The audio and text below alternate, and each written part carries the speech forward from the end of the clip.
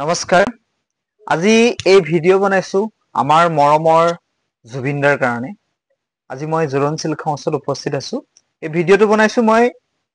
জুবিনদাৰ কাৰণে প্ৰথমতে কওঁ তেখেতৰ আত্মাই সদগতি পাওক তেখেতে স্বৰ্গত স্থান পাওক অলৰেডি তেখেতে স্বৰ্গত স্থান পাইছে কাৰণ আমাৰ অসমীয়া আমাৰ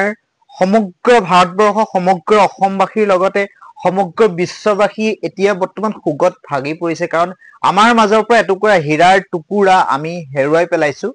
কিন্তু হেৰুৱাই পেলাইছো বুলি ক'লে ভুল হ'ব কাৰণ তেখেতৰ কণ্ঠ তেখেতৰ স্মৃতি তেখেতে দি থৈ যোৱা আমাৰ যিখিনি অৱদান আমাৰ মাজত চিৰযুগমীয়া হৈ যাব সেইখিনি কোনো পাহৰিব নোৱাৰে কিন্তু নাই বুলি কওঁতে আমাৰ মাজৰ পৰা তেখেত হেৰাই গ'ল খুব কিমান দুখ লাগিছে কি বুজাব নোৱাৰো আজি যে মই ভিডিঅ'টো প্ৰস্তুত কৰিলো আকৌ আপোনালোকক প্ৰথমতে এটা অনুগ্ৰহ কৰি কওঁ এইটো কোনো প্ৰমোচনেল ভিডিঅ' নহয় এইটো কোনো ধৰণৰ জোৰণ চিল্ক হাউচ বা জোৰণ জুৱেলাৰ্ছৰ তৰফৰ পৰা মই প্ৰমোচন কৰিবৰ কাৰণে ভিডিঅ' বনোৱা নাই জুবিন দাই এই ভিডিঅ'টো প্ৰস্তুত কৰাৰ মেইন উদ্দেশ্যটো হৈছে জুবিন দাই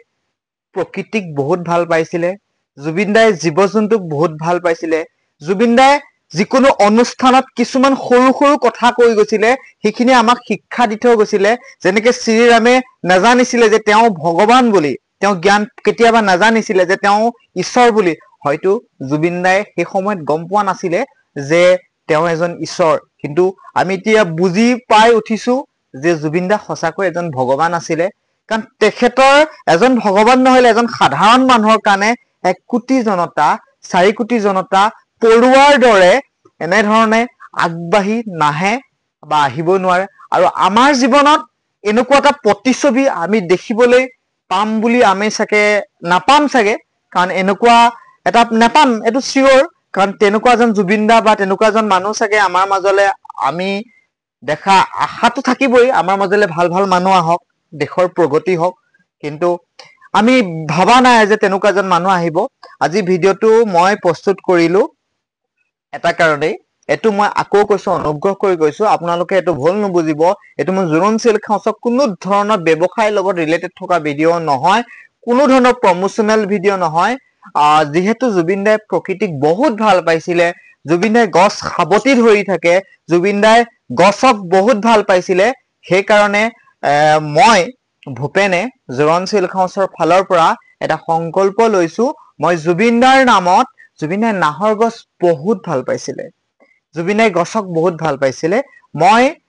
আমাৰ জোৰণ চিল্ক হাউচৰ অহা প্ৰত্যেকজন গ্ৰাহক প্ৰত্যেকজন ব্যক্তিক এটা এটা গছ পুলি উপহাৰ দিম 400ৰ পৰা 500 গছ পুলি বিতৰণ কৰিম বুলি মই ব্যৱস্থা কৰিছো আৰু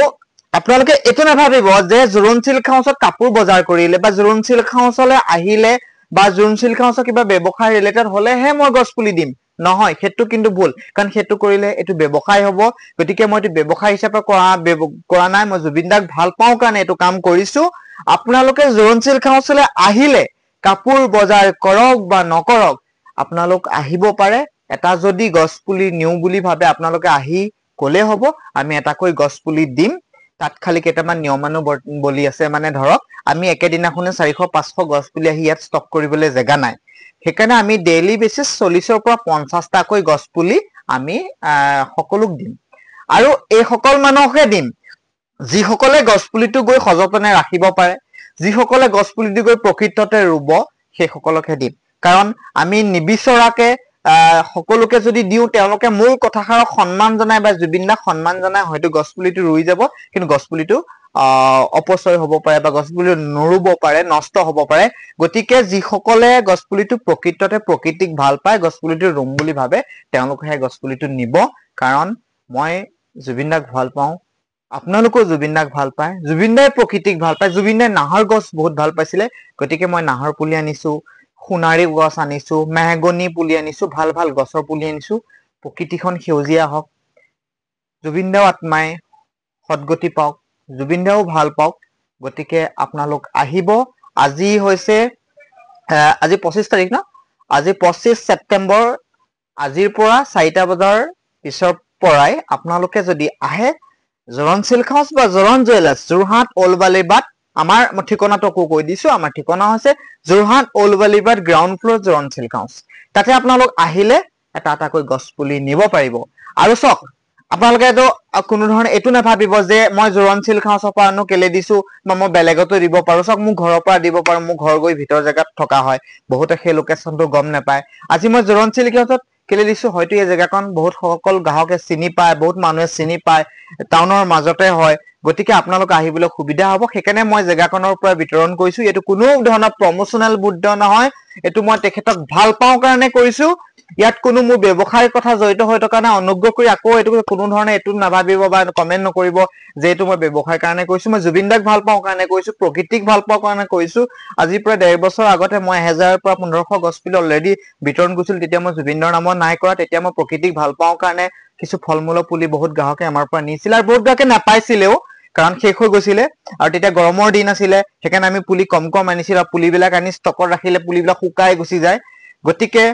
আকৌ কৈছো, জুবিন দা, জয় জুবিন দা, আপুনি আকৌ আমালৈ বেলেগ এটা ৰূপত হলেও আমাৰ মাজলৈ ঘূৰি আহক। আপোনাক হেৰুৱাই আমি বহুত ডাঙৰ এটা বস্তু হেৰুৱালো। আপোনাৰ নামত মই 300 পৰা 400 গছ পুলি আপুনি ভাল বিতৰণ কৰিবলৈ বিচাৰিছো, আহিছো। আৰু আহিব, এটা ধুনীয়া ধুনীয়া গছ পুলি আমাৰ ফালৰ পৰা দিছো, আপোনালোক লৈ যাব। বিশেষ বহলোৱা নকৰো। আকৌ সকলোকে প্ৰথম মোৰ ভিডিঅ' চোৱা গ্ৰাহকসকলক কৈছো বা সকলো মানুহক কৈছো, আমাৰ ঠিকনা হৈছে Jorhat Old Balipat, ground floor, Joron silk House. মোৰ ফোন নম্বৰটো মই টাইমলাইনত দি দিছো। কিবা অসুবিধা হলে, লোকেশ্যনত অসুবিধা হলে, চিনি নাপালে আপুনি ফোন কৰিব পাৰিব। আৰু ডেইলি 30ৰ পৰা 40টাকৈ গছ পুলি বিতৰণ কৰা হ'ব। আপোনালোক আহিব। জুবিন দা আমাৰ মাজলৈ আকৌ উভতি আহিব। জুবিন দাক সদায় ভাল পোৱা, জুবিন দা আমাৰ মাজত সদায় চিৰযুগমীয়া হৈ থাকিব।